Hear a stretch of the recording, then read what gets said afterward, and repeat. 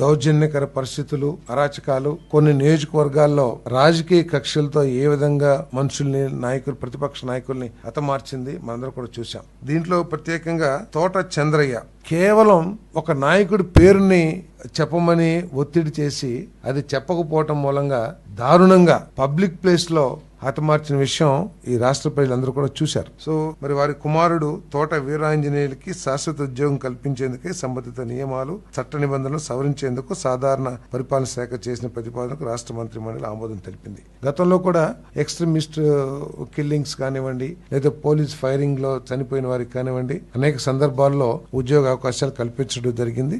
మరి ఉన్నతాధికారులు చనిపోయినా కూడా ఉద్యోగ అవకాశాలు కల్పించడం. అదే లైన్ లో మరి పొలిటికల్ వెంజెన్స్ తో, కేవలం రాజకీయ కక్షలతో పబ్లిక్ ప్లేస్ లో అతి దారుణంగా చంపబడిన చంద్రయ్య గారి కుమారుడికి తోట వీరాంజనేయులకి శాశ్వత ఉద్యోగం కల్పించడం కోసం చేసిన ప్రతిపాదనని మంత్రి మండలి ఆమోదించిందని చెప్పేసి మనం చేస్తాం.